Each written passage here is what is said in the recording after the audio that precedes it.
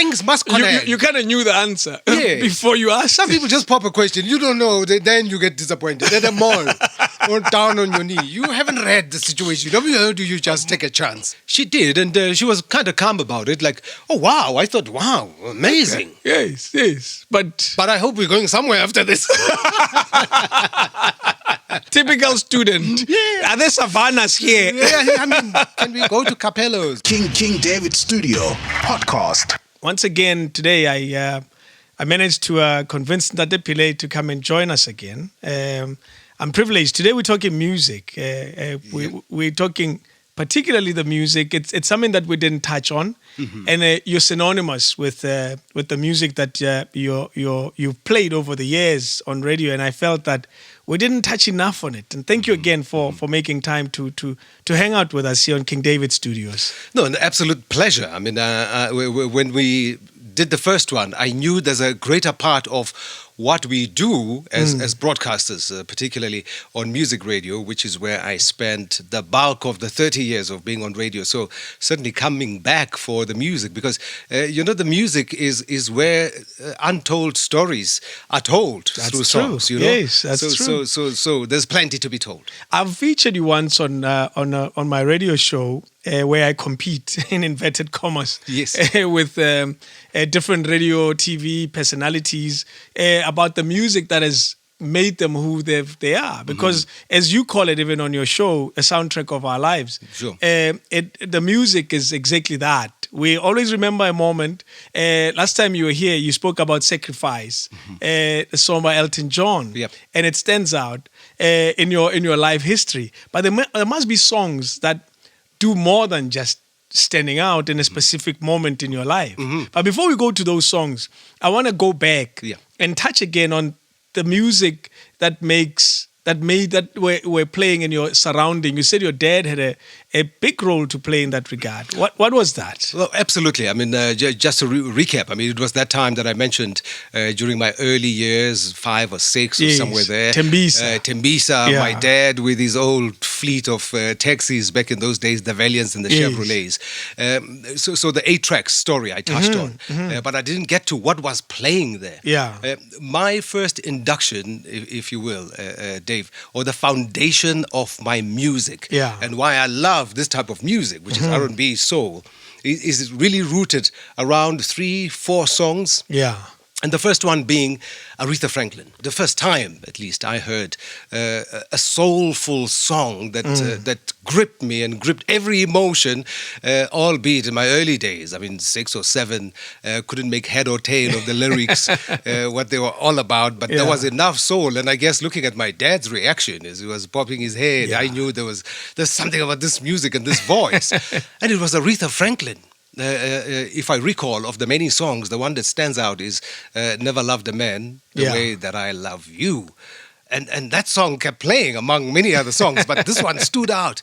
I mean, the way she goes on so affectionately in the song. I told the story, during her passing, I was doing an interview on SABC News with, I forgot her name now, one journalist, and paying tribute to Aretha Franklin. And I said, when that song played, I almost felt like she's talking to me.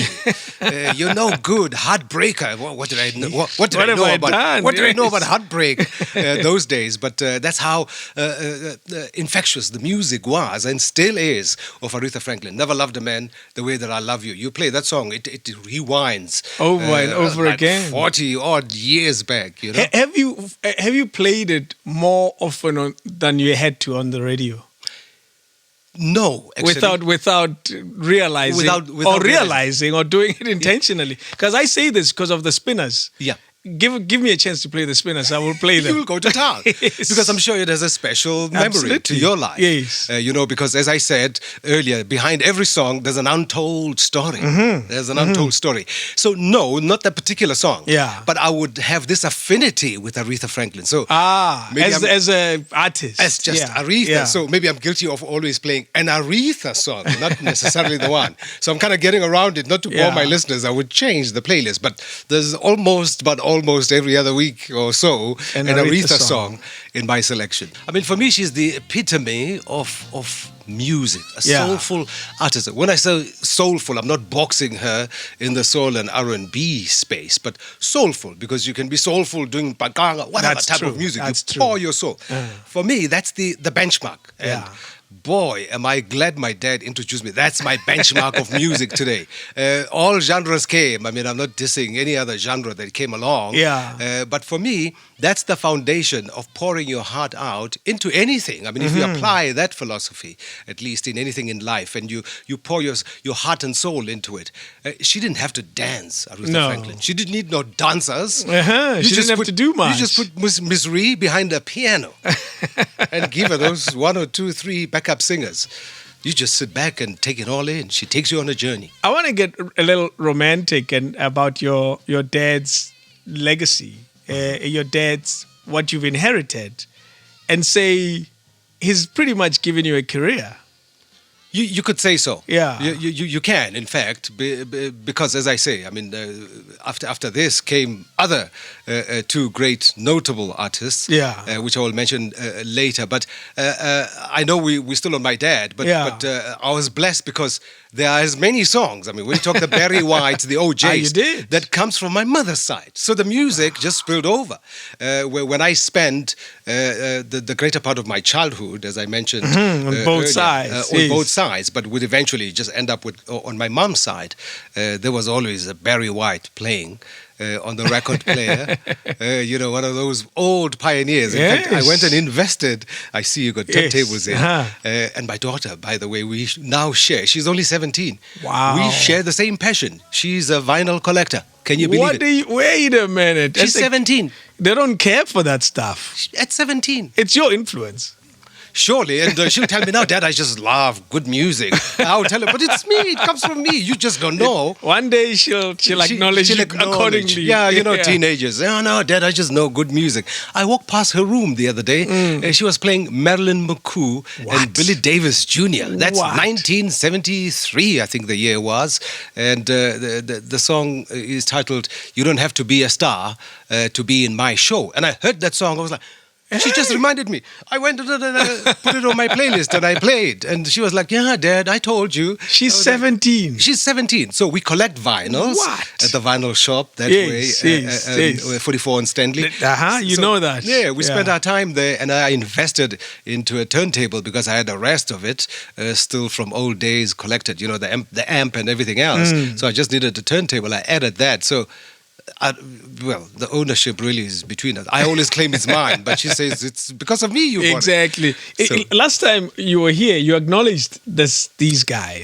These guys. So what a coincidence, because the last time I was here, in fact, I said this, that right now in our music room, this album is at the top. It's at the top of the pile. It's at the top of the pile. The Victory album by the Jackson 5. I think it was 1978. It's this album. Yeah, here it is. Yes. It's at the top of the pile. I bought it for me. So when we go out, that's the one. When we go out to collect our vinyls, as I say, we share passion with my 17-year-old daughter. She'll go for the Beatles. I mean, she buys the Beatles. What? That's 1960, whatever. That's unheard of. Do we have the Beatles on the wall? Yes, we do actually. You have? Okay. There's the Jonas Gwangwa over there. Yeah, they're the Beatles. The Beatles right below. The very famous picture when they were walking across the street there. What do you call that? Zebra walk, zebra crossing in London. In fact, I saw it on CNN. Some folks were remaking the picture. This walk. This walk and walking across there. Wow. She has this album and many others that I don't even remember. What? And I bought this one and it kind of rekindled and connected her with the Jacksons. You've done well. I'd say so. She may not give you credit, but you've done well. When kids' musical perspective is wide, I think it's great because I was too young to appreciate the Spinners. Yeah. But you play the Spinners, I react exactly the same way. Yeah. They bring me to a particular moment, a particular day in my life when my aunt was playing them. So that's why I completely understand. And one day when she's older and willing to admit, she will say, it's all my dad. It's amazing because I think in a way also it does the job for us in terms of capturing memories. if you just go back to the stories we're talking about now, my time and my dad, it saddens me, but it's life anyway. Yeah. I would imagine she's going to look back at these moments and say, we shared this bond, little thing. with my dad. But if it was just Bieber, there's a disconnect right there, isn't it? Not that we're saying the kids shouldn't listen to the music absolutely. of today. They call them believers. The believers. Yeah, you have kids in your household, you would know that. Yeah. There's even a beehive. Oh, wow. She started out with One Direction. I mean, I went to a concert, Dave, when they came here. She said you took it to that concert. I had to, as dad, can you imagine? Wow. It's a job and a half.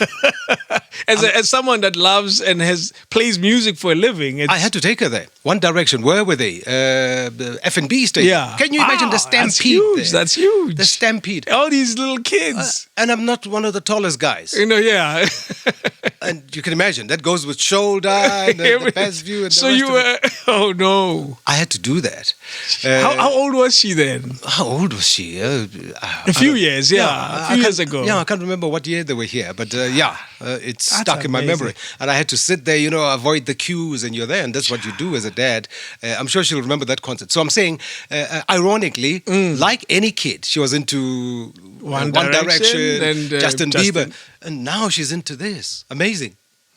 Wow, I like her already. Yeah. I like people who like good music. Absolutely. I say, like I appreciate the foundation I had and still have because of my dad. I'm sure she'll look back.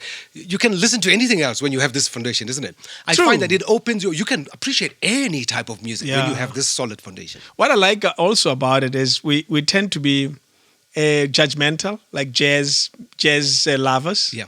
They're probably the most, I apologize if they take offense. They're the most judgmental of people. They're like the people who run Comrades Marathon. They judge everybody else for being terribly they're very lazy. finicky. Exactly. Noses up. So I tend to feel that even jazz people are like that. But I find that R&B and soul people tend to have that as well. Not as extreme, but they tend to have that, what are you listening to attitude.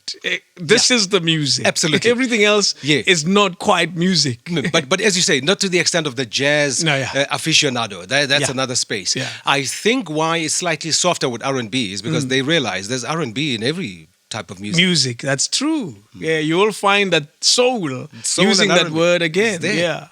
Give me another song that crosses your mind, and what's the story behind it? This song is pretty much the same, although it goes slightly deeper in terms of what he stood for. But I also heard it. It's among those three artists that my dad introduced me to. The other being Marvin Gaye, of course. Yeah. With Marvin Gaye, I would make my own discoveries. I mean, albeit slightly different, what Marvin stood for. And interestingly enough, it's what the world is grappling with. Even today. Yeah, you listen to that album. You know where I'm going. I mean, what's going on? Yeah. We can ask today still. Yes. We are as baffled as we ever were. Wow. When the song came out in 1973. Many folks will stay away from this because you have a contract with the recording company to sell records.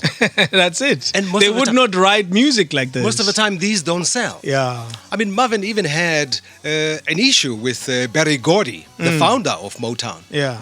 When he went this route.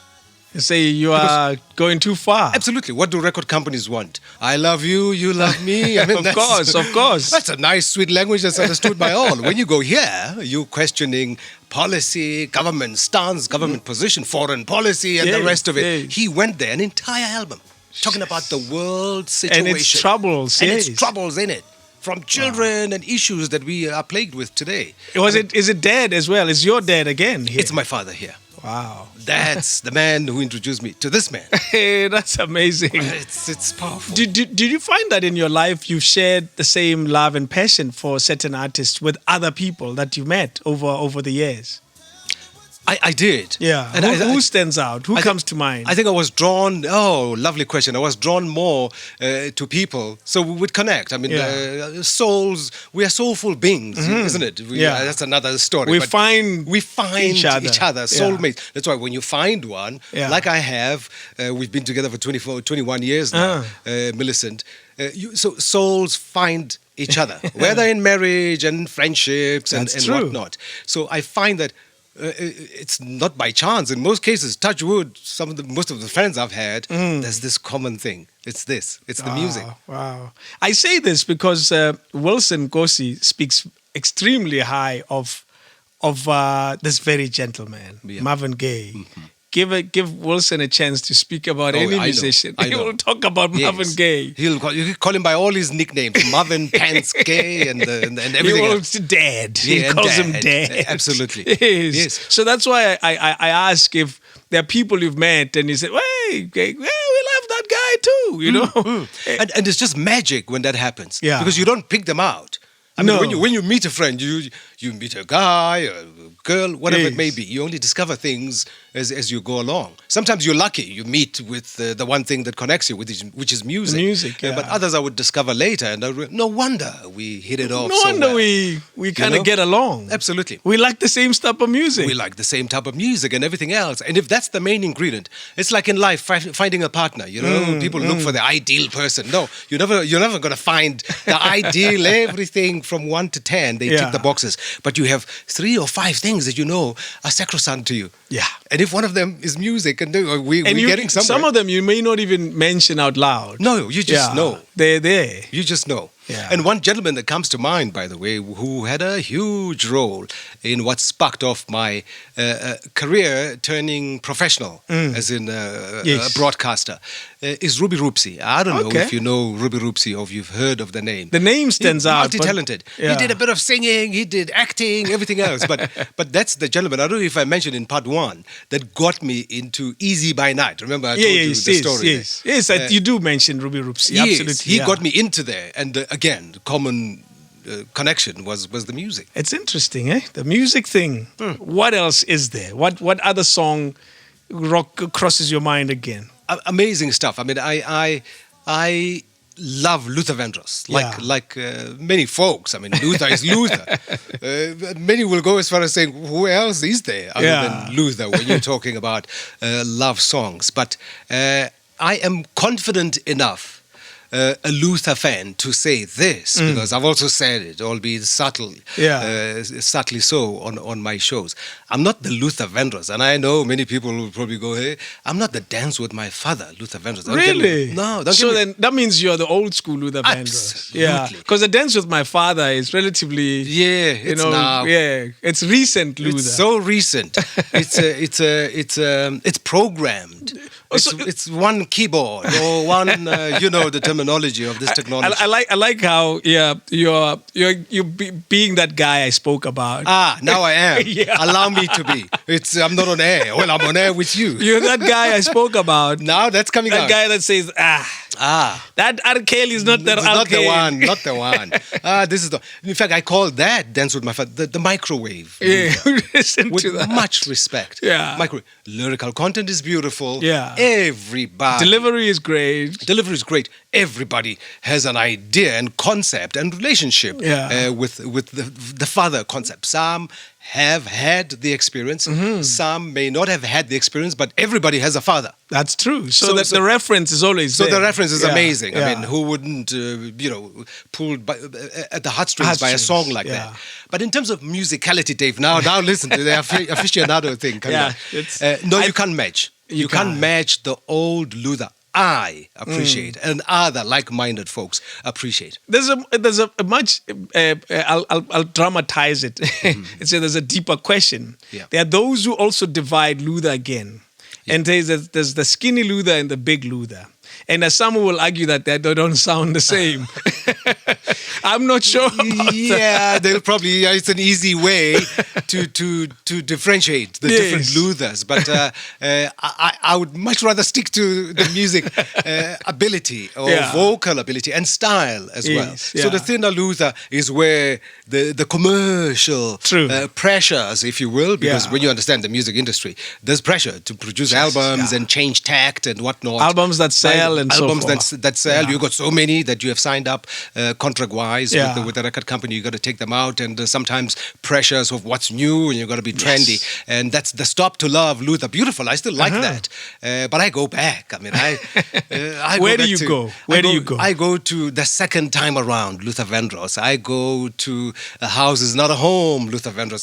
Then I go to Love Won't Let Me Wait, Luther Vandross. I mean, it takes me back to when we started out Sunday radio to what you know it today. I mean, the love movement and all of that. We didn't call it that. I mean, it's an old lineup with Grant Shakwane, you will have Romeo Kumalo, you'll have me, and then you'll have Wilson wrapping up. Wow, the evening. At midnight. Yeah. I would turn off the lights at 6 p.m. Are you that type? I'm that guy. Who switches off the studio? The only lights are at the desk. Wow. And this comes on as the song was starting out with Arturo there on saxophone. And this song comes on. You immerse yourself. A radio show, allow me again to be an aficionado. I think I've earned the stripes, if I may say so myself.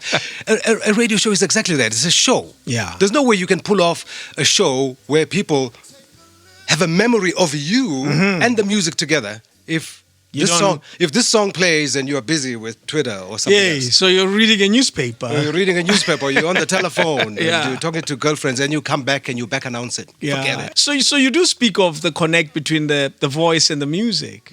Because that's not something that's easy to master. And it's something that a lot of people fail to pull off. Absolutely. And one of the traits that will allow you to do that, you've got to immerse yourself in the music. Yeah. Because what we forget is that the listener is listening to that song in its entirety. If they love it, they will express themselves the way I just did there with Arturo, starting off with their saxophone. They're in it, but you're disconnected. You're busy, the new generation today. You're on Twitter, Facebook, and whatnot. You're on the phone. You only come back because the clock, the bar. Yeah, it's starting to flash. The graph is red. It's red, and you come back and you're back on. Trust me, you'll be as forgettable as you forgot about the listener in the last 5 minutes when that song was playing. Do you think that because I get this is something that always blows me away about radio listeners and music is how a listener would call Jabulani from Tembisa and say, Mr. Pillay, I'm enjoying your show, as they say. I listen to you all the time, and there's a song, man, Luther Vandross, that I enjoy, and I want you to play it for me. And you say, which song? He says, whatever, this one that we're playing now, or Dance with My Father. And you have it available, and there you play it. Most of them, these listeners, they have the song. He has it.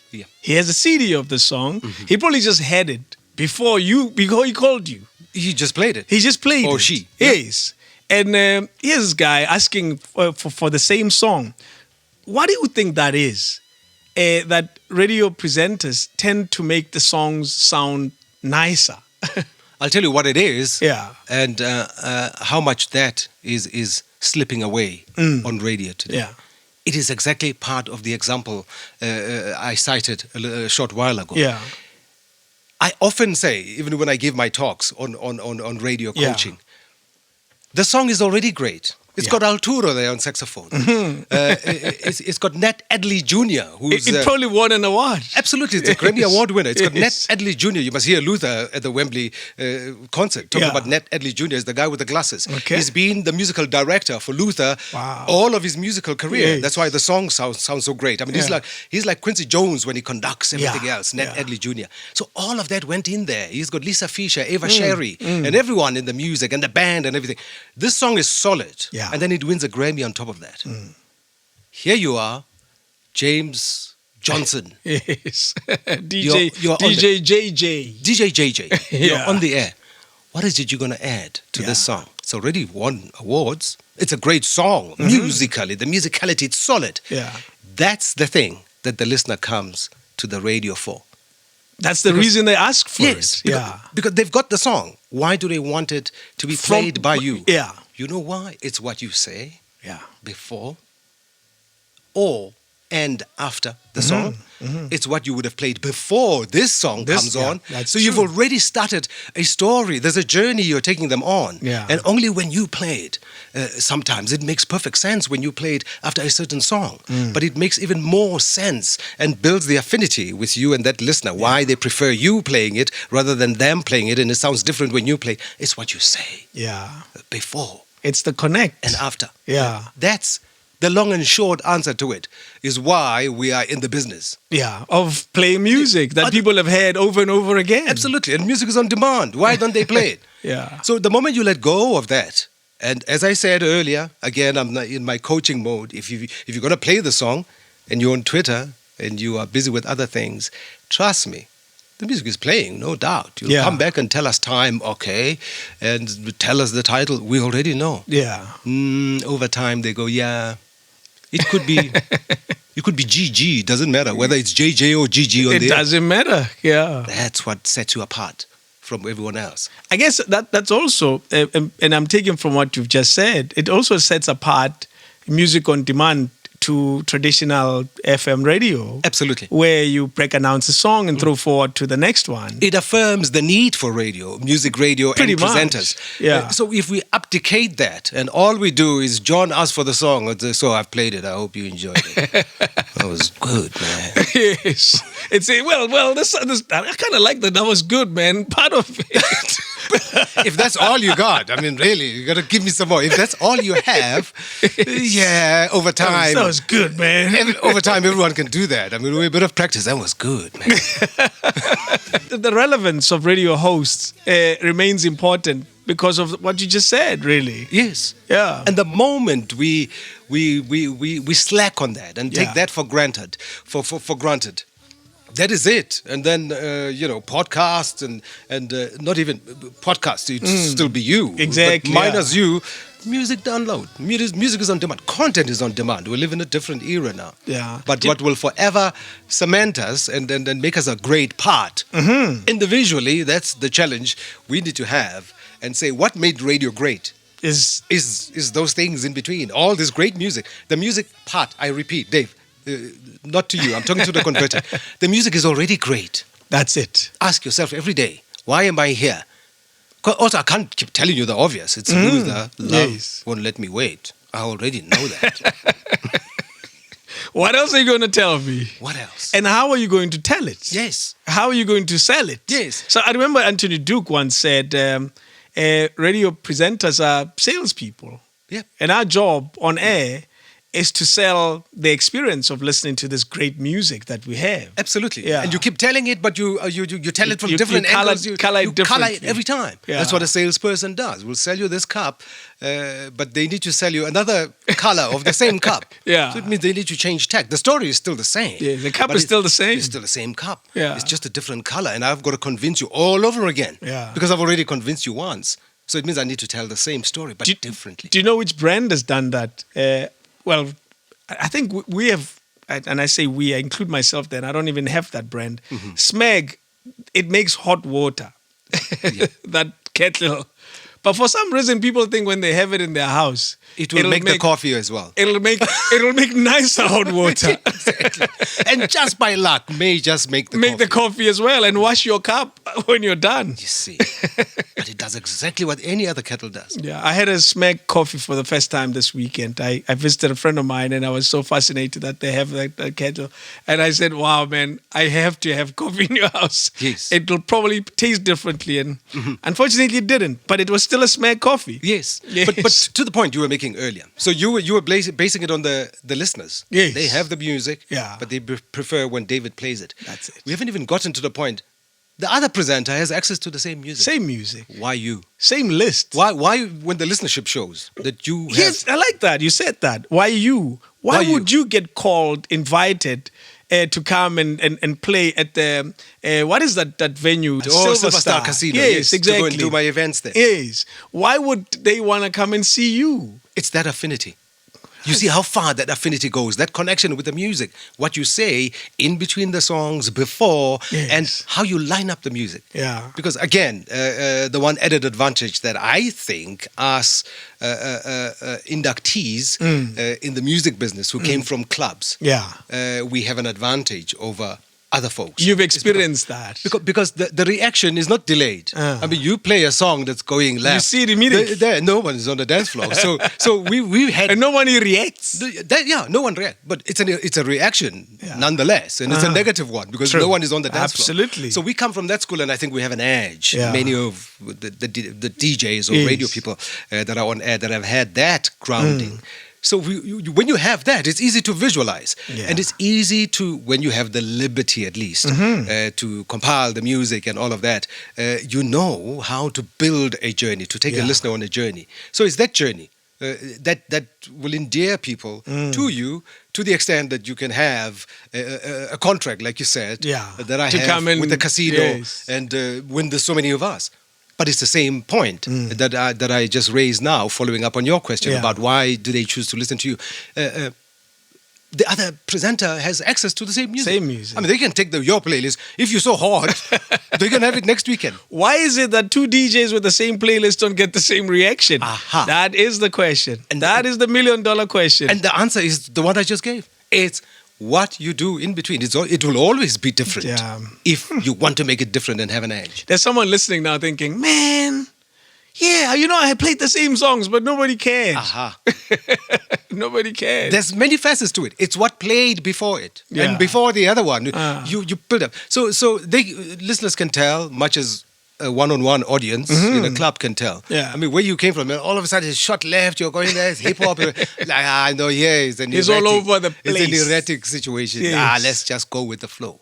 Let's go in another track. What is it? This song takes me back to early days as well. Early days, when I say early, following up from Aretha, Roberta, Marvin Gaye, I would come to discover. Remember, the seed has been planted. The foundation is laid. Yes. There's nothing else now. Now you're in the East End. Yeah, my music benchmark has been made. It's done. And set for me. So my soul wants what it wants. And this is a kid who's probably, 6 years old? Well, let's fast forward. 8. Okay. Even later years. Yeah. But the foundation has been set now. My music benchmark cannot deviate from what's been planted. All of this. It's been planted. You're working with this. This is the foundation. Yeah. And I would discover. Now I'm discovering artists on my own. Yeah. And I would discover Phyllis Hyman. Jeez. Surely later, because she's been around. But I was drawn to it. You can see the connection from the artists we've just played now. Phyllis Hyman. Do you remember who introduced it to you, or was it just playing in your background? I think because of, the thing we said earlier, you navigate and, in Afrikaans, because I'm Afrikaans, first language as well, way back. Soort meets soort, you know what I mean? Like meets like. You navigate towards the same kind of people. So already my circles will have that kind of... So I must have heard it in my circles somewhere along my growing up days. There's this voice. I mean, it's a haunting. It's got some sadness in it. But it makes you happy. Yeah. This is the thing about music. I mean, people are just quick. If you're not into it, you love something. You just go, what is this dreadful, sad? It's not sad. Sometimes... Who's the sad lady that you're playing? Sometimes it makes you sad, but in a good way. I don't know if that makes sense. No, completely. There's a song, I played it even on the radio today. What we had by, what's his name? Barry White. It's a horribly sad song. It is. Whatever we had. It's like I'm done. But every time I play it, I get very happy. You have a good feeling about it. Yes. So you see, music can be a sad song, but it takes you. That's where behind every story, behind every song, there's an untold story. Because that song could have played it has a good memory for you. That's it. But it deals with a sad situation. So music can take you anywhere you want it to take you. That is indeed. And Phyllis Hyman is one side. What song is that? It's No One Can Love You More. So the voice is haunting, but the message is beautiful. Yes. I mean, it's an endearment. It's saying there's no one like you, and there never will be. Here's another song, The Police. Yeah. The Police have a song, Every Breath I Take. And we know exactly, what P. Diddy did with the song, of course, with Faith Evans as a tribute to Biggie Smalls. Yeah. But you're probably right, because guys in those days, when they wrote songs, it was very reflective. Absolutely. Of and what very they're going deep through. in the reflection. Yeah, in what they're going through in life.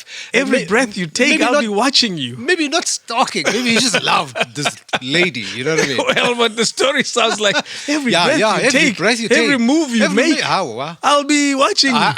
No, yeah, you see what I mean? Bordering on that. That's it. That's it. Why I love this.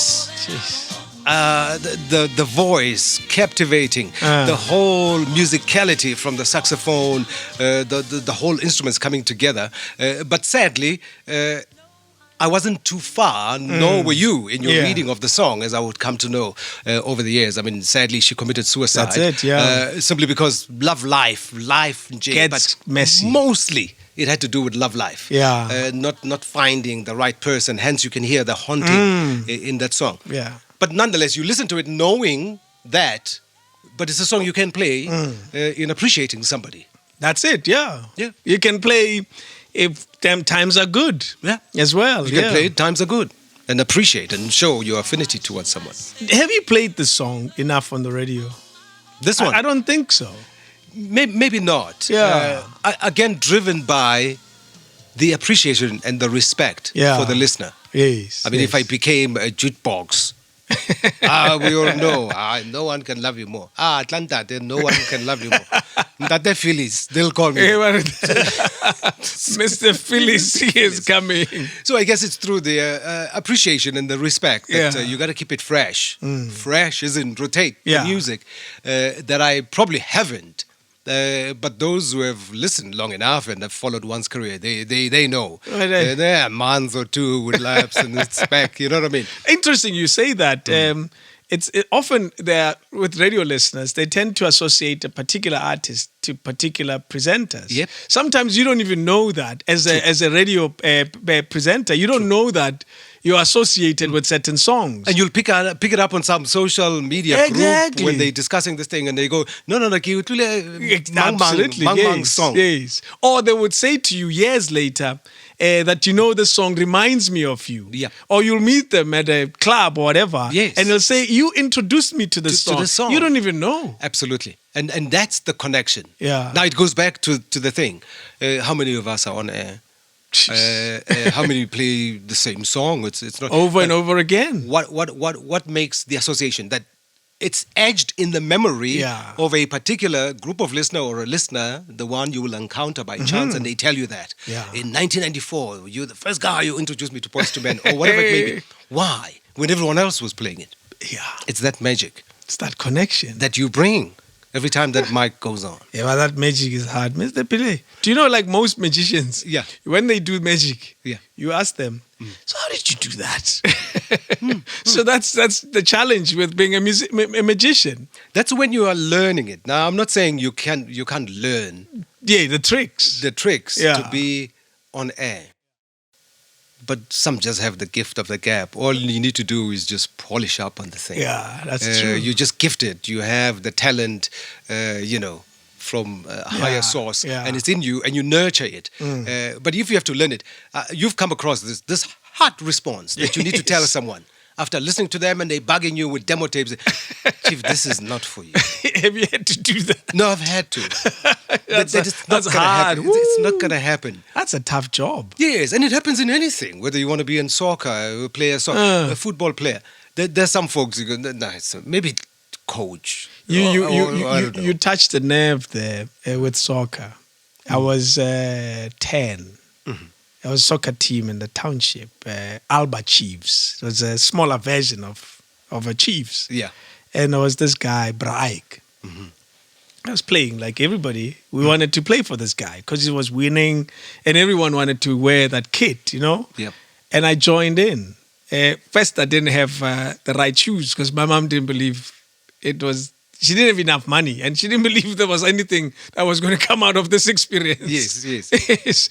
And then I joined this team and the timer, it was a Saturday, I remember afternoon. We're playing there. He calls me to the side. I'm in the field.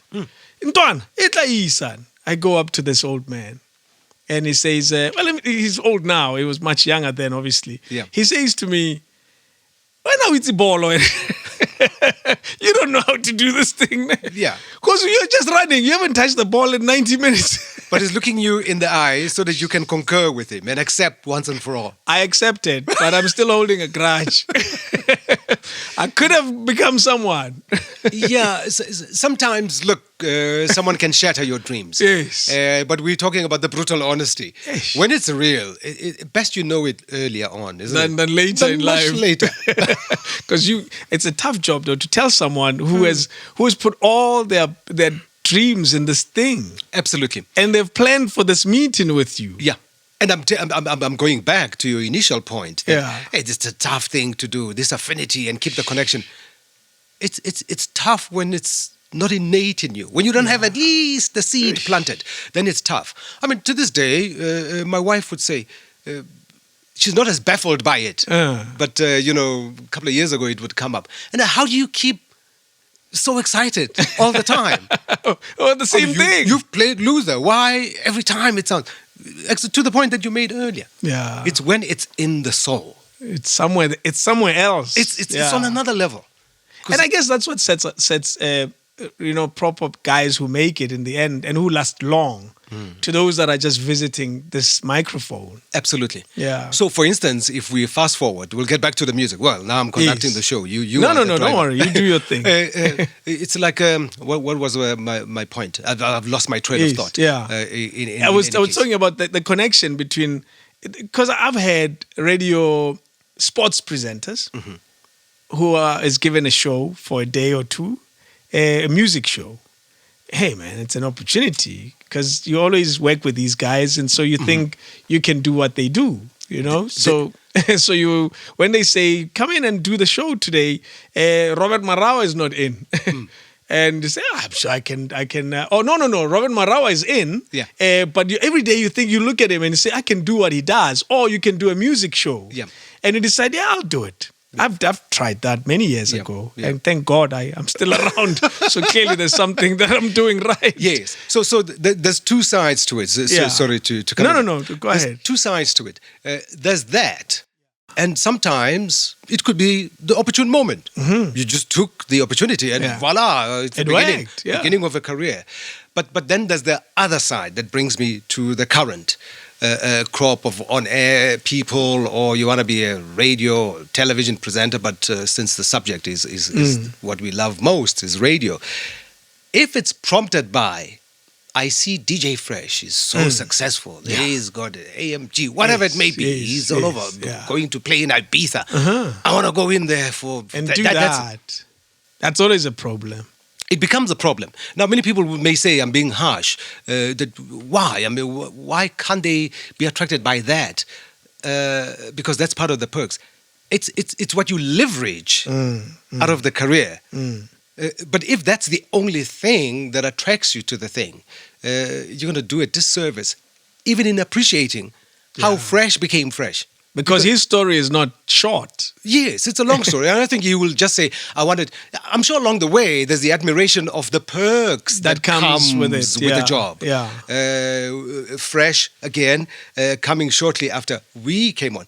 Now, with us, and I talk about our group of our era, for me, there was a benchmark of the trimmings that come with being on air, other than just the excitement of, and I will be heard through that speaker. Wow. At home somewhere, wherever. That was all the attraction. And it's still, I see the way you say it. Clearly, it's still the same. It's still the same.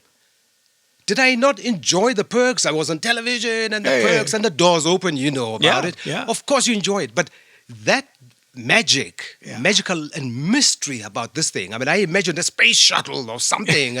And trust me, to this day, it still feels like one, especially now with the digitized studios. It really, when you turn off the lights, if you're doing a night show, it looks like a space shuttle. You're flying an aeroplane.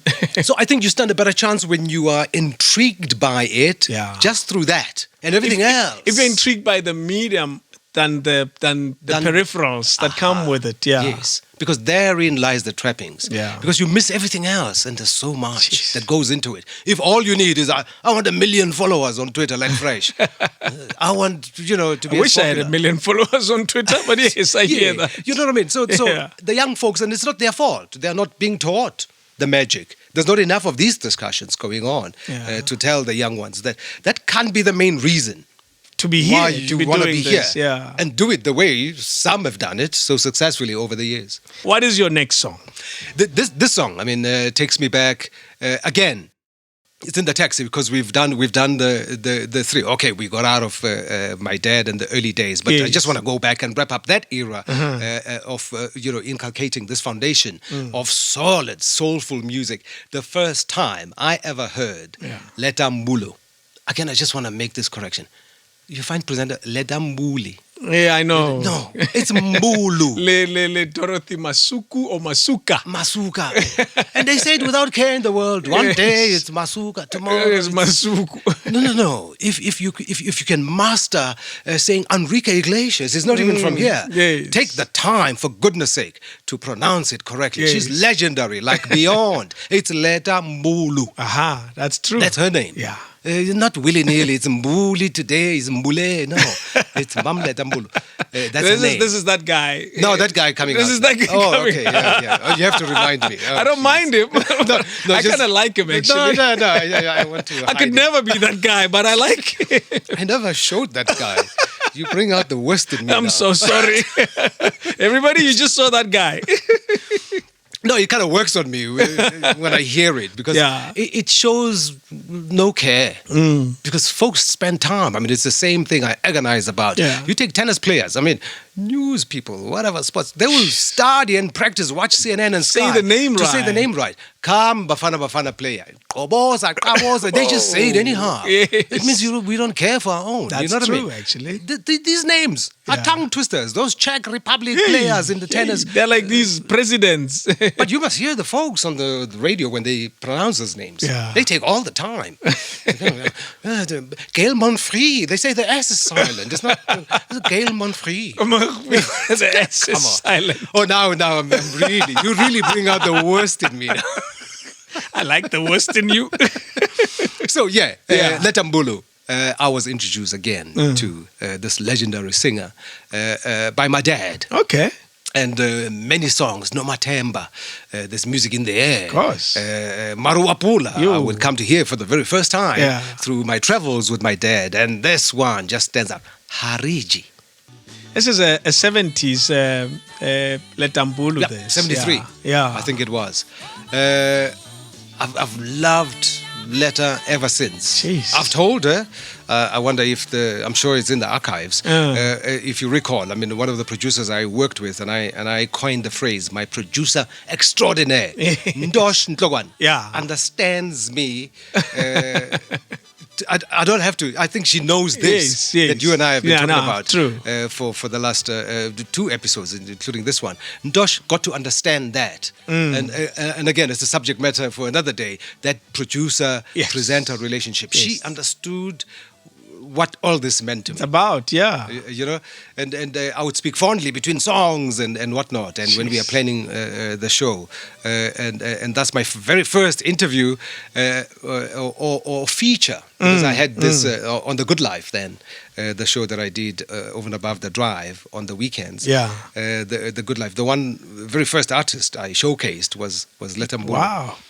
With the story and how, all of this, yes. And how you got to fall in love as well. Absolutely. Yeah. To this day, she ranks amongst there. So Aretha, Marvin Gaye, the top 3 of my music. And it's Daddy, all of this. All of this is Daddy.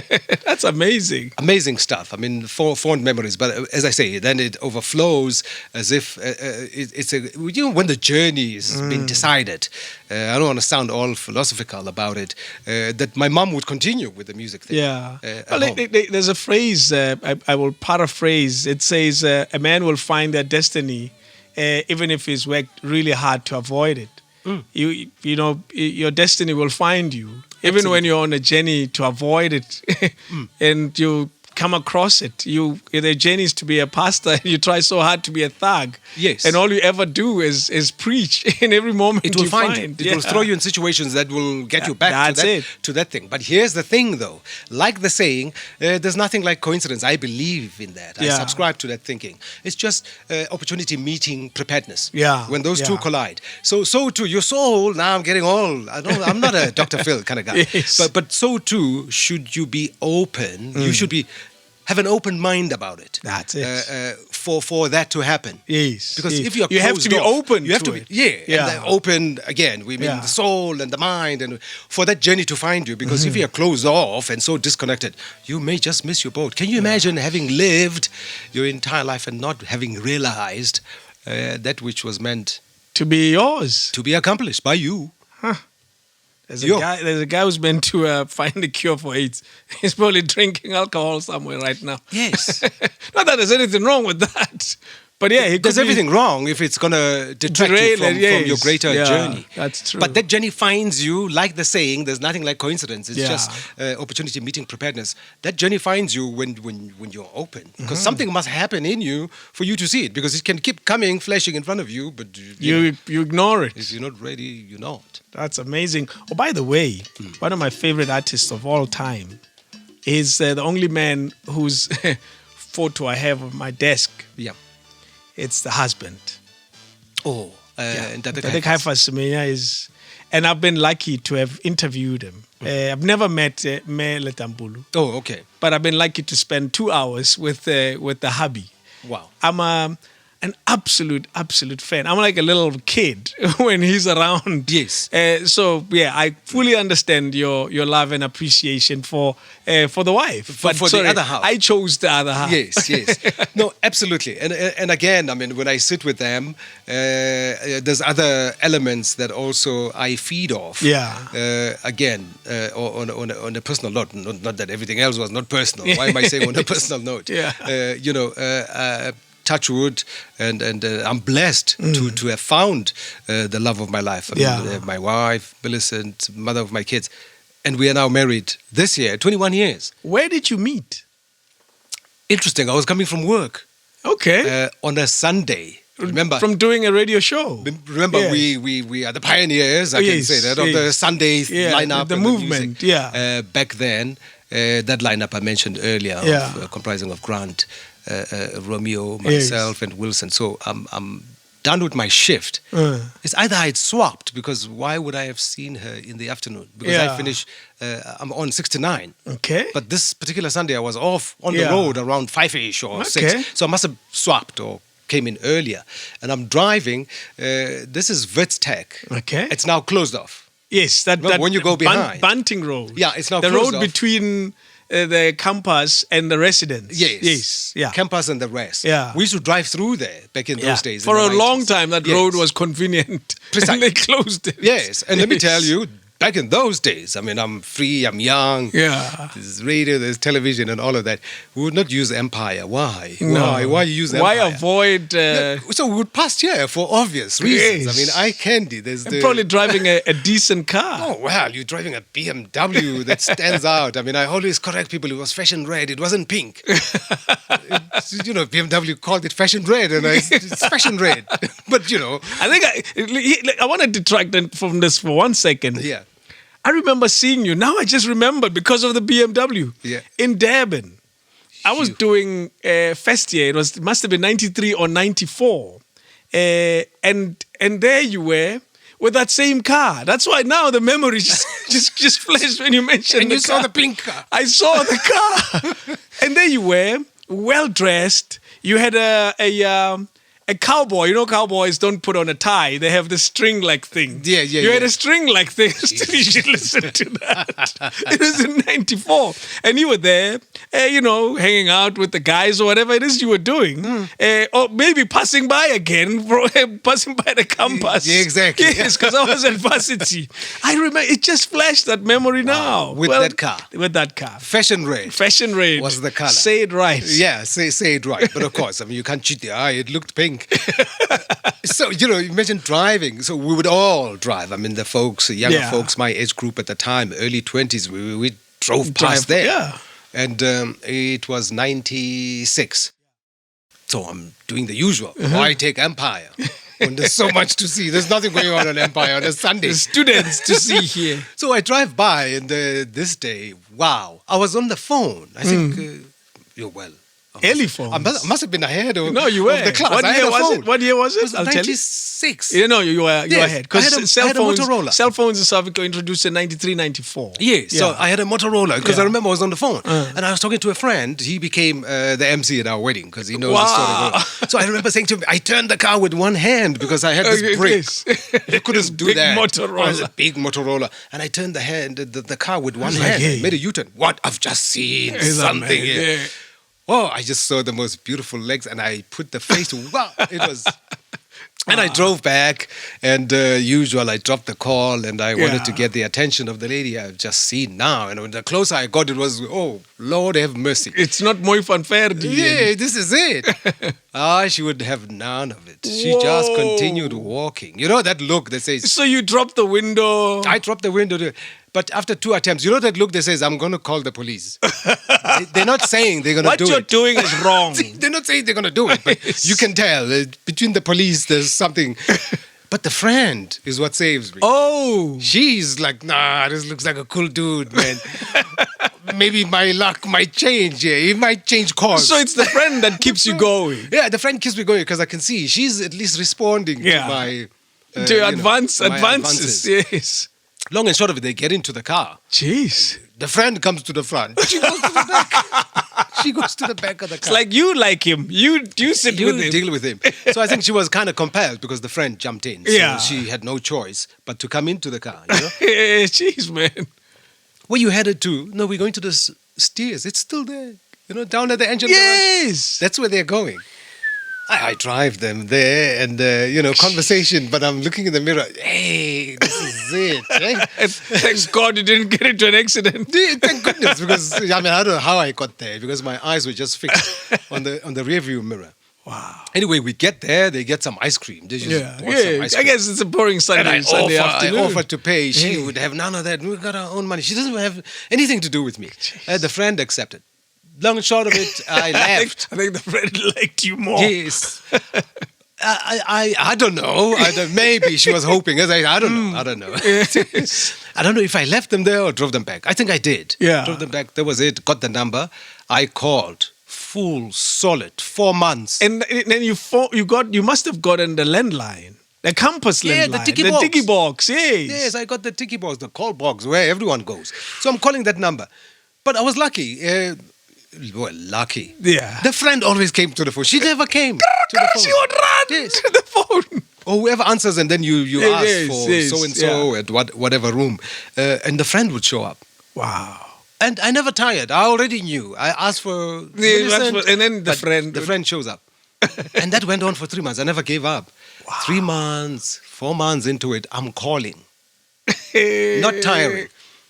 So a beautiful thing happens. Yeah. We were very close friends at the time. Not that anything happened. We just grew separate ways, but we still keep in touch with Doc Kumalo and Romeo at the time. Yeah. So Doc is going out with Rochelle. Rochelle is Madiba's. I'm trying to get you. What's this who sometimes? She's the grandchild, somewhere there. But she's in Madiba is like a grandfather. Yeah. Doc is going out with her, and we get this invite to come to Houghton, to Madiba's house. Jeez. So this is like Monday. We're saying on Thursday we're having dinner. And these were early Madiba days. Yeah, just been released. Yeah, we just had the elections. He's president. He's president. He's the man. Yeah. And you get a call. Hey, no. Yeah. Doc, through his relationship, obviously, with Rochelle, we invited for dinner, just a few of us. And I think, who can I take? I made the call, like I usually do. And this time around, she comes to the phone. She answers, yes. No, well, the friend answers, but they called her. She agrees to come she's on the phone, and I throw this thing. I don't say where we're going. Like, and then when can we? She was like, it's fine, whatever she said. But it was not a jumping up and down, resounding yes. I was like, yeah, we can give it a try. And I'm thinking, oh, I've got this invitation for Thursday. How about Thursday? I'll come and pick you up. Oh, cool. I couldn't wait, Dave. Now I've got this ace up my sleeve. You got this. You haven't even mentioned the Madiba thing. I didn't want to. Whoa. I don't want to mention. What if she's not into, it doesn't move her world? I don't know. Yeah, whatever. It's like, I'm thinking of you're going to take me to some restaurant. You're telling me, I didn't want to, but I knew it's a big deal. Yeah. But, just playing my card. Also, if it's a big deal, as it should be, it's going to be a hell of a thing. Yeah, she'll never forget it. Yes. So anyway, I pick her up and we go. We're driving. Quiet. Because that's been our thing. I mean, with the friend in the past. Oh, yeah. So we're talking, but it's lukewarmish. And then the connection is not quite... Yeah, it's not quite there. Because you've been chatting to the friend all this time. All this time. So I know very little anyway Yeah. about this lady here. So we're driving, but we're going into the neighborhood and she's wondering. When we get to the house, as you know now, I'm sure, there's police, SAPS there's a outside, security guards. there's a security, whatever. And she's checking, looking, but I'm not saying, no, come, you'll see. I'm starting to... You're getting excited. I'm getting excited. So we get there, we sit down. Rochelle is there, a couple of other friends are there. We were like 5, not too many. Wow. About This was 5 of quite us. intimate. Eh? Yeah, so we're sitting there, you can tell, what's going on here? This is quite classy. Classy, but bordering on boring. I mean, I said I'm taking you out. You can imagine that's your first date. Of course, that's and I'm taking you to a house. That's true, yeah. And if you don't know Yeah. what I knew, Yes. you would find that rather boring and kind of, what is this? What's, yeah. And we sit down and whatever. Dave, I remember this as if it was yesterday. And then he just comes down the stairs. I remember I was sitting here. He just goes, hey, Rochelle. I can't do a Madiba voice anyway. I can do Madiba. Yeah. Rochelle. Hi. Where are your friends? Yes. Something to that extent. And he's coming down. So you can imagine, it's a first for me. So I want to check. I forgot It's to the check. first for you too. I wanted to check her reaction, but it's my reaction as well. So I'm also in awe of this. But there's someone else I need to... And I'm looking. They were kind of poker-faced about it. Okay. But I knew there's no way. This is not like hitting the scale of points like the needle. Of course, like that. yes. You're riding on 100% here. Absolutely. But there's me to deal with, my own euphoria. I will see this later. It's Madiba. Wow. So what a moment. He stayed with us for about 10, 20 minutes. You know what I mean? It was 8 o'clock and he has to retire. Yes. That's felt like a lifetime. Of course. Like even saying it now. It felt like a lifetime. When we were driving back, I was just looking and just smiling. Did she ever say anything even later on about that experience? She did, and she was kind of calm about it. Like, oh wow! I thought, wow, amazing. Okay. Yes, but I hope we're going somewhere after this. I hope there's more to this. There's a highlight. Exactly. Imagine that you took someone to Madiba's house. They met Madiba, and they say, "I hope there's a highlight after all of this." You just want to go sleep. You just want to go home after that. Savor this. Yeah, she was like, but that's how my missus is anyway. Is it like she didn't realize? But I would imagine over the years she now knows how special that moment was. But that day she was like, I was thinking, okay, fine, but what's next? Typical student. Yeah. Are there savannas here? Yeah, I mean, can we go to Capello's or something? After this. We've seen the old Wow, man. But anyway. That's a special story. That's your first date. That was our first date. Was to meet Madiba. That's it. True story. There's no other. But hey, those points paid. They must have. You've seen the results of those points. Well, I can also attribute 21 years later. Exactly. 3 lovely kids, and here we are. As I said, touchwood. I think part of that Madiba magic must have rubbed off. Surely. That's amazing. That's a special story. Man, we need to bring Madiba back. Maybe that'll be my first date. No, you couldn't write. I couldn't write that script. I mean, look at the coincidence. Starting from the story when we met and the refusal to speak to me on the phone, or at least showing no interest, and to agree on this day, I couldn't write that. Do you know, in most movies, and it's such an insignificant thing, but I realized it stands out in my mind when there's a scene, and in that scene, a glass breaks. or a jug or water is spilled and they move on to another scene, my mind always wonders, whatever happened to that glass? Did they ever clean it? It's a weird thing, but I wonder about that. Whatever happened to the friend? Because she had a supporting role. You're very right. So normally when I tell the story and you like you were prompting me, I could see you pushing me. Did she have an interest? Besides the interest, but did she just fizzle away from your lives? But I'm always careful. When I tell things. I mean, sometimes I can be candid. I didn't have interest in it, but I always caution myself. What if she gets to hear this, whatever? So the long and short of it, we haven't met at least maybe once or twice in our time as married. But I know they speak all the time. Oh, they still have a thing. Millicent and her still speak quite often, whether social media or phone calls. But I haven't had that moment. Wow. It's interesting that you say that. You've never even had it. I'm probing further, and I shouldn't. I realize you've never even had a. Thank you, man. Wait, Maybe during one encounter by chance we met somewhere and she knows. I mean, she knows many things that later on my wife would say refer to me as the father of her children long before the children came. Yes. So we have met enough for her to even say that. So I must have. You must have said expressed gratitude because it's a story and it's such an unnecessary story. However, but it plays into what you were talking about. Given Kari and the wife. I was present when Given Kari spotted the wife and said, "Whoa, dude, she's nice. I want to know her." And I said, "Okay, cool."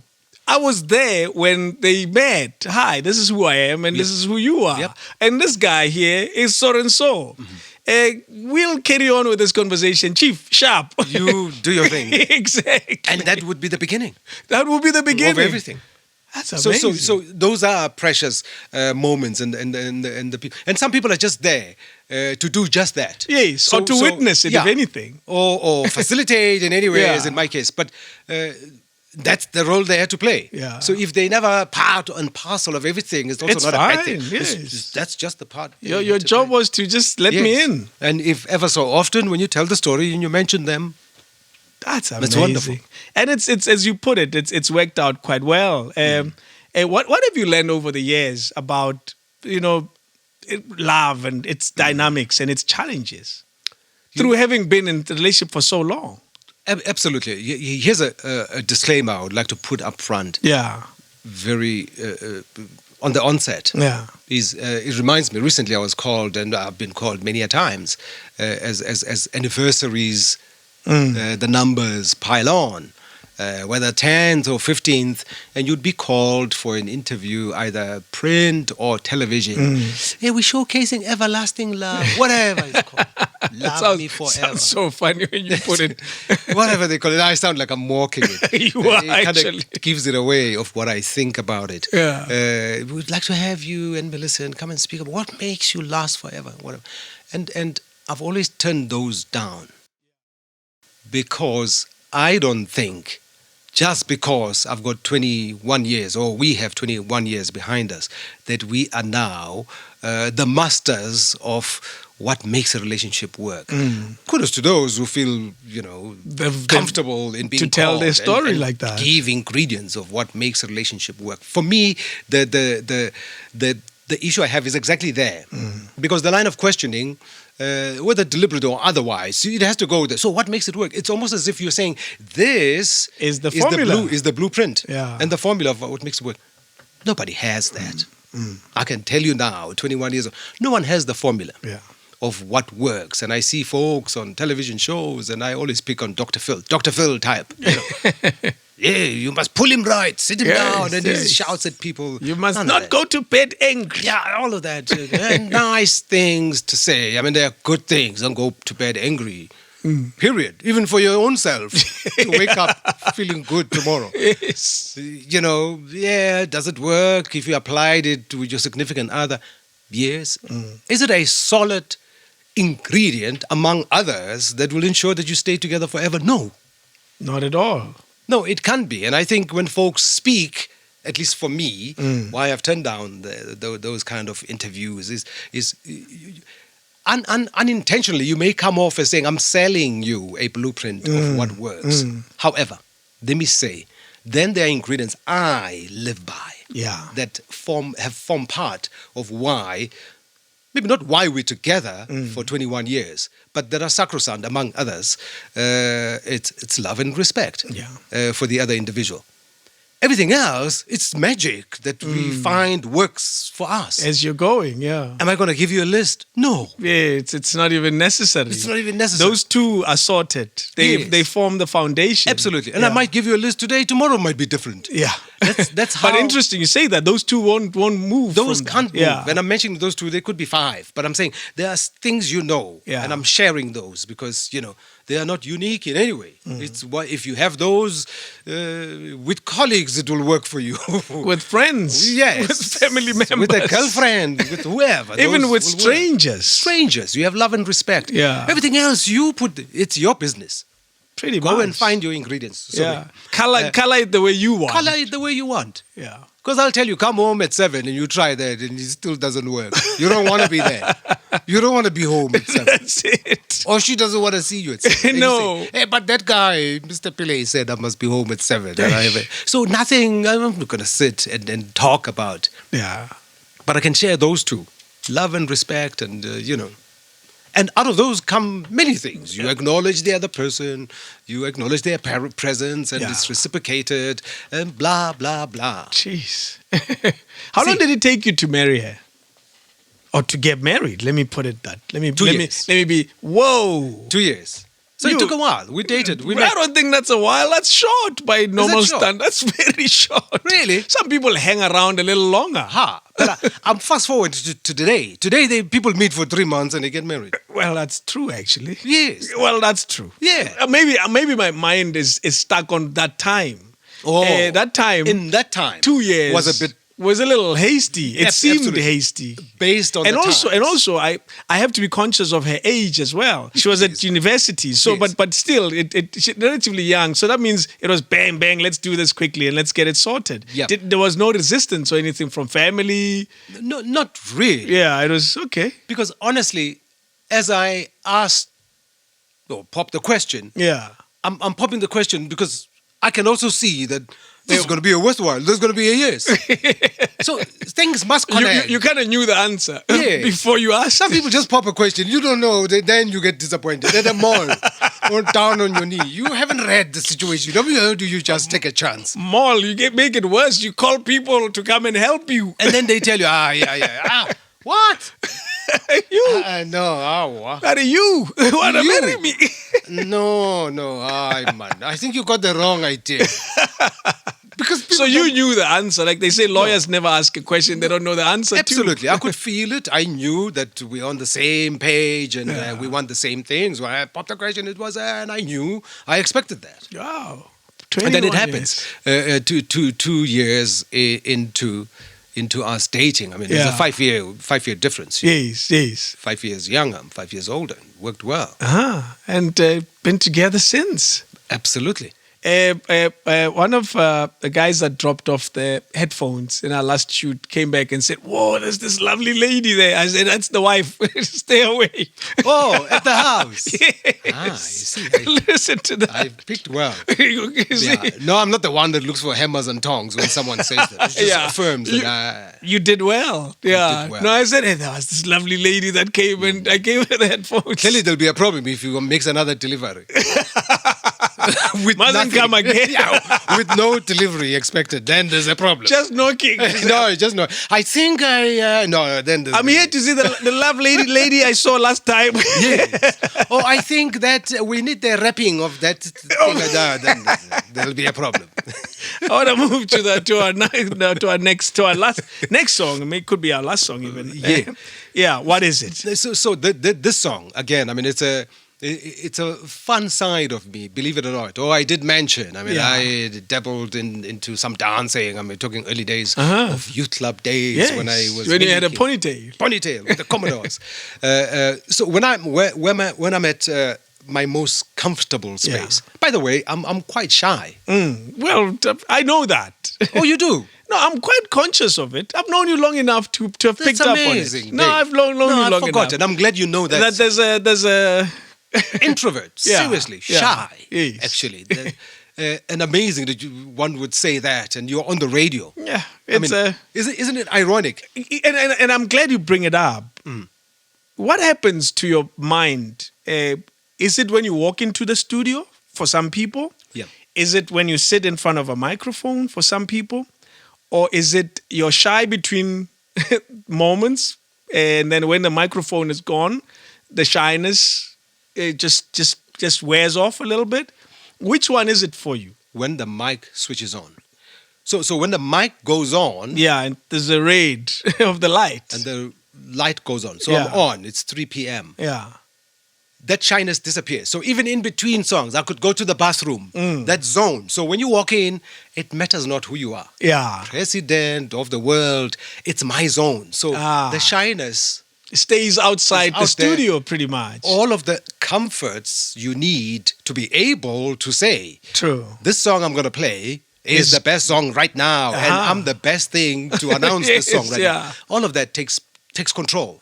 Whether I have breaks in between. So the zone kicks in, and that's why I illustrated further that when you are in that zone, you've seen this. Yeah. Here's a speaker of note, lawyer, whatever.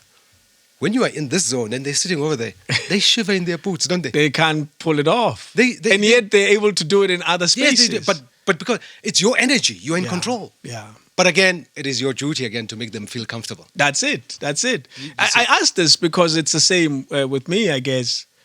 I can't say I'm the shyest person, but I'm conscious of the moment of I'm wearing a cape now. Yeah. You know, I can feel the Superman cape now. I feel like I'm good now. I know it, but I acknowledge it, but it doesn't stay with me.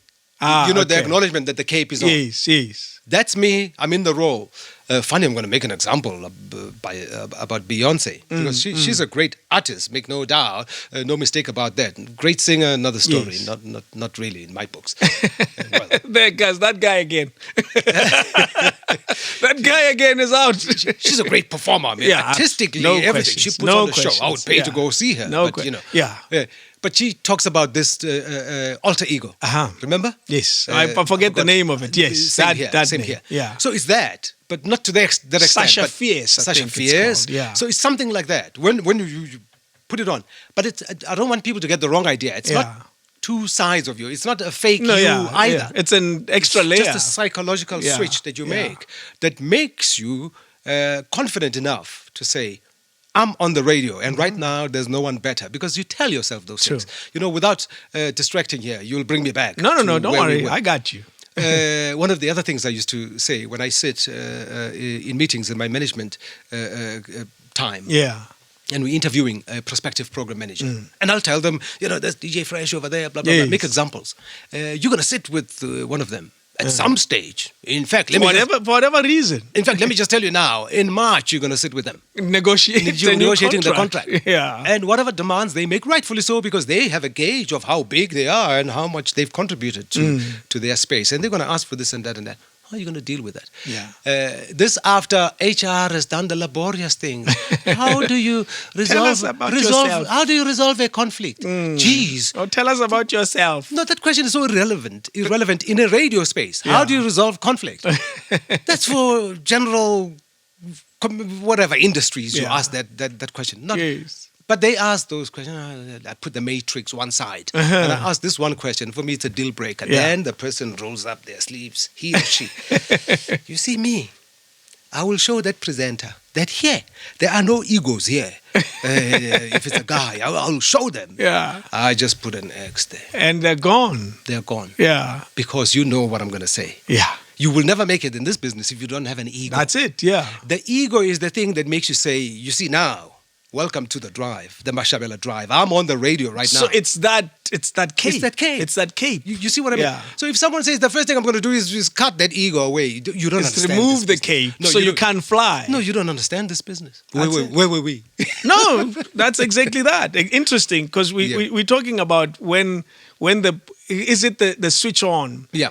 Is it those little things that happen in the studio? Because I know with me, it's the microphone. Yep. I always call it the God's energy in that moment. So half the time, I'm not sure. Did I just say that? Well, that sounded okay. Yep. I don't even know where it came from half the time. There's planning.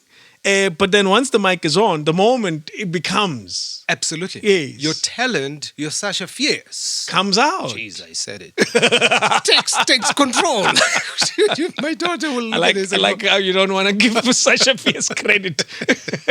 It's not my zone, but anyway, it's an example nonetheless. We get it. Understood by many. And it's a good example. Absolutely. So yeah, we were departing from the point that I'm actually an introvert. I'm very shy. Yeah. But it reminds me of a singer, young guy. I'm saying singer because I think he can sing.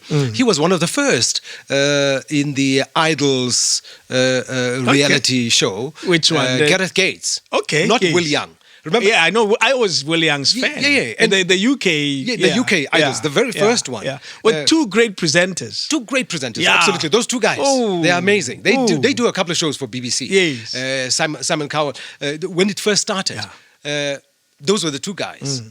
To me, they were so great that my guy was Gareth Gates. Yeah. Will Young just as great. I loved Will Young. I couldn't care. When I back announce a song and I play it, I couldn't. I call him the winner because he was a winner, Gareth Gates. And even though I know the actual winner was that's how close they are. But the point I want to make, Gareth Gates stutters, like seriously. Whoa. Really? I didn't even know. Yes. Like seriously. Like he can't hang a word. I mean... I seem to remember though. Yes. But when he sings... it disappears. Sasha Fierce. Sasha Fierce. That it rhymes now. It rhymes. We spotted a rhyme there. Jeez, I'm getting excited. About a rhyme. Hard getting rhymes. It's not easy. No, I do that with my youngest son. And he thinks it's the funniest thing. And then you're like, geez, I mean, this guy gets a kick. I would say something. The old Topi is excited about a rhyme. I would say something. And sometimes I just push it. It doesn't rhyme. And he goes, no. Timer. No. That's why you're not a rapper. Exactly. Let's talk about your next song. So this song, again, aligned to the introverted self, but I let go of that when I'm in my comfort zone, like the radio space. I guess that's why I mentioned it. Yeah. When I'm with my closest friends, and I've got just a handful of friends. Yeah. And I'm fine with it. At some stage, I thought, what happened to all the people? But I realized, it's like the space shuttle. Yeah. You see, for the space shuttle to reach parts unknown, it has to offload the load. The tanks. By the time that thing lands there, it's very light. It's a shadow of its former self. Yeah, it's not the big thing that leaves NASA. Yeah, that's true. And that's okay. That's why it manages to go up there. Yeah. So it's okay. I've grappled with the question, but I realized they get fewer and I'm fine. So the few friends that I hang out with, I would dance now and then, Dave. I dance. And this is one of the songs that really gets me in the mood. Really? I'm not going to dance now. No, in case you're Well, if you... I am transported to the 70s and I was just a lighty myself. But you can visualize it. You can hear, if you wanted a sample of what the 70s disco sounded like. That's it. This is it. And if you wanted to get an understanding, at least some of it, because the Bee Gees have a catalog of songs. This gives you an insight. Whom they wrote for many artists. Yeah. Not just themselves. This gives you an idea. And back then, artists wrote a song for an artist, but it was as if they gave you a chance to do it. And in that year later, they do it themselves. Yes. They give you a version. They have their own version. They give you a version of how we would have done this. We would have done it. Yours was great. It reached number 2. We can do it. With us, it would have been number 1. And it does. Yeah. And then it hits number 1. Wow. So this is one of the songs. This is a great song. It defines me to a great extent, including the part that many people might probably never see me dancing. Those close to me will see me dancing with that. A lot of people may never see that. Yeah, no. You got to keep something for yourself. And that's the dancing. Yeah, the dancing. I think we should come and see you when you DJ. You might bob your head, and who knows, you might just move. Who knows? Yeah, it depends on the mood. Absolutely. Also, the older you grow, you let go of inhibitions. Just don't be reckless about it. I picture myself. You were there in Bloemfontein. I never got a chance to speak to you when Mabena was DJ. He had a cigar on literally throughout his entire set. Absolutely. And that's such a sad thing, but a beautiful moment nonetheless. Yes. Because I remember vividly him and I were... You were... we followed. Yes. So I came on. He came on and he was next. And exactly. I was next. That's how it went. Yes. And then he went on with the cigar. I kept my shades on. Throughout, if you recall, I mean, it was nighttime. I remember. Because it took me back to times gone by. Yes. I would have keep my shades on in the studio. That's how much I love my shades. So it just took me back to a time, and there we were. And I had my shades on in the night. It just looked good on the visuals. That's true. Because all these big giant screens. Giant screens were on there. And that's how much people appreciate the music and what we do. And I remember watching Bob 2 hours with that cigar. The reason why I bring this up is because you spoke about letting go of a lot as the older you get. My Bernard danced. Yeah. And quite a bit, actually. Throughout. Yes. And because it was one of those moments where he literally just left the decks and went in front of them and just had a good time. Dancing. I had a blast. And again, sadly, we experienced what we experienced when Bob departed. Yes. But there was a moment. It's as if, we had to have that moment. And I remember when I came off, he said, I'm disappointed. I was like, what's going on? You didn't play Yvonne Elliman. Oh, listen to that. That's what he said. He said, you didn't play Yvonne Elliman. I know that's your song. Jeez. In my set as he was coming on. He had a great set, but you didn't play your song. Yes. Wow, man. He appreciated it and appreciated to the extent that he knows how much I appreciate it. And being a dad, how has that been for you? What's been if you would say, yeah, man, it's kind of enjoyed it. What's been your takeout when it comes to being a father? Oh, it's amazing. I mean, there's once you get there, there's nothing more important in life than being there and responsible for your kids. Again, the foundation. Yeah. I touched on the story a little bit. I mean, I visualized, I looked at the Cosbys and the whole family setup. Yes, you made reference to that. Yes, and that would turn out to be that and much more. Because if I just limited it to a picture or at least a sitcom, as the Cosbys were, it would not give you the full appreciation of how I feel. And I'm sure I'm not the only one. Any proud dad would probably say what I'm saying, but this is my story. There's nothing that makes me more prouder. There's nothing I'm more responsible for, if not for my family and my children. I look at them. When I speak about them, you can tell. Yeah. I mean, it's you say it with joy. It's with joy and appreciation. And I know they know it. Yeah. Oh, that's the beauty of it. You see, because we can go around and tell stories. Again, I don't want to sound like I'm judging, but they know it. And I think if anything, that's the one thing that I know for sure. Yeah. That touch wood, I've given and continue to give my best and undivided attention, as I should. Yes. You are clear about the responsibility that comes with it, essentially. There's no ambiguity. You see, I may not be sure about what the weather is going to be like tomorrow. One thing is for sure, they are my sole and ultimate responsibility, and their every well-being is my responsibility until they are old enough to make decisions for themselves and create their own How old are they lives. now? Is the 17-year-old? Yeah, 17 is the oldest, and I have a 13-year-old, and the last one is turning 9 today, actually. Oh, yes. Turns 9 today. I've got to go, by the way, and celebrate his I'm glad birthday. we brought that question. Brought that up. I'm looking at the time. He turns 9 today, the youngest. Yeah. You've done well. Is it 2 boys, 1 girl? 2 boys, 1 girl. So the oldest, the 17-year-old, is the lady, to look after the little boys. Yeah. Do they get along? Because it's not always easy. They do, but as you rightfully have guessed, I mean, then the sibling rivalry between the older ones. It's horrible. It takes me back to my The beauty of it is, you as they grow older, they find each other. They come back again. Absolutely. And find each other more. Oh, it's the most beautiful thing to watch. But there's that difficult period you have to deal with. Yeah, when the rivalry. Daddy's done this to me. Daddy, she's done this to me. It's reporting. And sometimes it's taking matters into their own hands, you know what I mean? Yes. You got to be there, but you live for that hope that when it comes back, it's magical. Do they take sides between you and mommy? Kids can't help it. Humans can't help it. They do. And again, I think we're going through phases. Yes. My daughter and I were very, very tight, but then there's a mom now. But I think the music thing is always something that brings us back together. Yeah. The boys, the 13-year-old, there's also another period. He's just in his own zone. So they're always in their room. There's no side. He's just in his room. There's the Xbox. Actually, all of you are irritating. Yeah, everything is irritating. He just wants his Xbox and he's in his own zone. Yeah. He's there now, so no one can even claim to be enjoying his time right now. And then the little guy, I would claim that my world just revolves around him. Okay. He thinks I'm Superman. The man who went to the moon. I'm gonna solve all the problems of the world. Wow. You gotta love that. Eh? Yes. You have to love the purity and the simplicity of that love. Yes. It's as pure and simple and sincere as that. I think they honestly believe, okay, maybe the older one knows it's going to take all our might to solve the problems of the world. The older one. Yes. But I think the young ones still believe if anyone can solve some of the issues we Call have, my dad. It's this man. My dad would solve corruption in South Africa. Absolutely. Call my dad. Yes.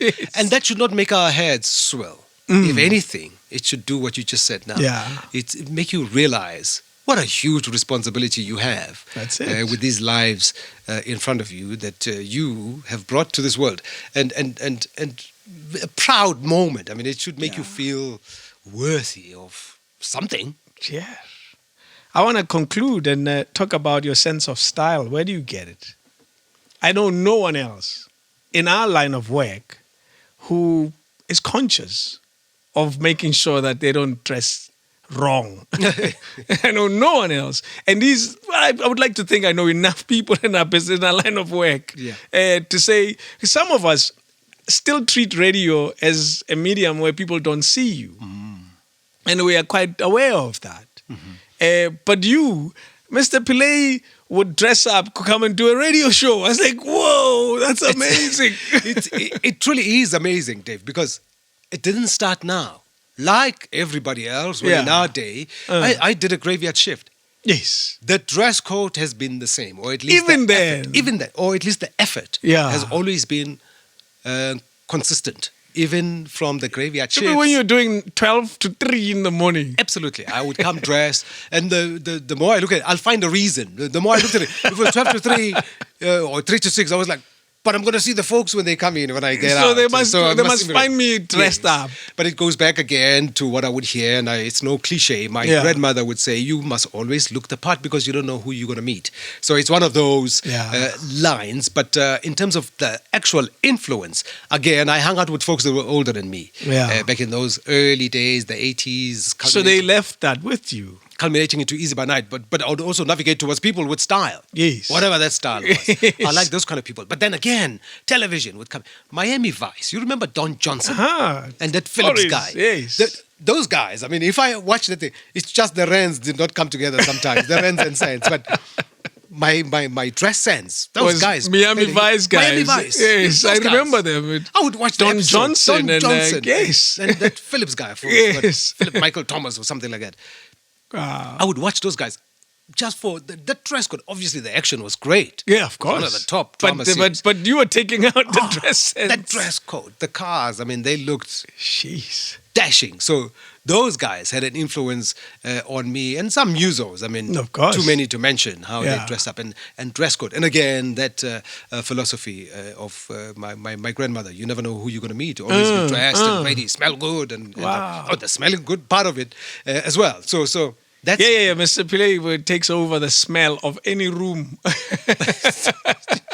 I like it because it leaves an impression on some of us. Say, I think I need to stop using that brute. And it was a risk because you could overpower people or you could be overbearing, but it's so much a part of me. I couldn't be bothered. That's me. Yeah, that's it. Yeah. I used to say, even thank goodness we dated for 2 years with my wife and I, because in much as you do your grocery list, bread, milk, there'll be fragrance, a perfume. Yes, and on the grocery list. I'm glad. That's why you got to live with someone so you know the things and it's like that. It's been part of the grocery list. And it's still there. It's still there.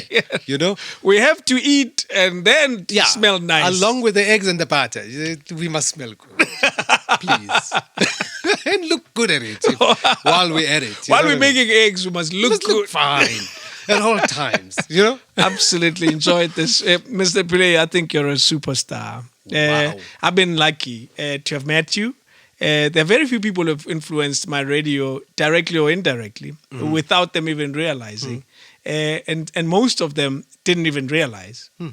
My Ben, I've told a few times, when he was with us at the SABC, I told him that he's the reason I'm in there. And interesting, my last tweet, his birthday came about a few days after he passed on, rather before he passed on. And I sent him a message. I said, "You're the reason I do this." Wow. He replied back and said, "Hola, bro." I think I saw that. Yes. I saw that tweet. Yeah. So it was, but one person, one of very few people, and look, I've known you long enough, I guess. In some form, I may have said it without saying it in so many words. I like the simplicity of how you do radio. And I really like how you approach it. You don't look or sound like you're carrying a big load on your shoulders. And I enjoyed that. Wow. And that is the one, because from different people you get different things. And from you, and I always mention KG Moeketsi when I say this, from the two of you, I get actually, this thing is not that difficult. I'm at home with this thing. Exactly. The problem with that, though, can be very misleading. This is the point. That's why some kid, somebody somewhere says, I can also do that. Exactly, yeah. But it's good as well. So it's good and bad. Because the good of it is it pushes you to take a chance. Yes. Yeah. Because also what I'm against is when people make, this is a spatial, you can't play there. Yeah. Because then you kill someone's dream before they even fathom the idea. Yeah. But at the same time, there's that trapping that it sounds so easy. Interesting you say that. I mean, just comments coming through just this last weekend's show. Is one came from Kenny Maestri. Saying the exact same thing on a public platform on Twitter. And I thought, wow, this is so hard to come by. I mean, you don't get that on a public platform. No, from a guy who's doing exactly what I'm doing. Yes. And the one common theme was the simplicity or how one simplifies it. Yeah. But as you already said, it make no two bones about it. It's the one thing I also say as we conclude is the butterfly is always there. Yeah. And when that butterfly goes, go and pursue that fruit and veg business. Game over. Go try new butterflies. Absolutely. Yeah. The butterfly is there, as I said the last time. It's not a butterfly that deters me from sounding, as you say, as relaxed and approaching this thing with such simplicity and affinity. But that butterfly is there to make sure that the vavavoom is there, even though it sounds so easy. But thank you so much. And for that, I say thank you. You, for me, you belong in a special group of radio hosts. And that group has very few people. You belong in that legendary radio folks where when we talk of the story of South African radio, someone will say, but you didn't say anything about Ernest. And that for me, you absolutely belong in that. You know, I made this call to you way before we got a chance to sit like this. Absolutely, yeah. And that's why I say, I remember when I was having a chat with Dineo, who helps me put this together, we put together a list of about 20, 30 people. Yep. You were certainly in that list. And, wonderful. And I think you are legendary in this game. Wow, that is heartwarming because much as I mentioned the tweet by Kenny Maestri, even coming from you, telling me this on a public platform, because obviously this goes out globally, wherever it goes, is humbling as well. Dave, you are in the space now. We met when you were producing. Yes, at Metro. You were Actually, we met when I was writing. You were writing for City Press. Before you did radio. Yes. So you now know what it takes to be in this business and to come out and say what you're saying is humbling, and I appreciate that. And thank you for having this robust and very candid. I mean, I tweeted from our last interview that this is the most candid and revealing I've ever been. Wow. Like I said earlier. There are some things I want to keep for myself. You make me break that in a good way that I've told. I'm glad I do. And comfortably so. You didn't coerce me. We will title this episode as Ernest Pillay like you've never had him before. Wonderful. I'm good to go with that. We have a name. Yep. Because we struggled with titles. So there you've got it. Ernest Pillay like you've never had him. Thank you very much. Wonderful. Thank you so much for this chat. I mean, it's one that stands out by far. Wow. Of all the conversations I've had. Wow. Yeah. Happy birthday to your son. Enjoy it. Thank you. I'll let him know. Let me rush. Yes, please. Thanks, Dave. Take care. KingDavidStudio podcast.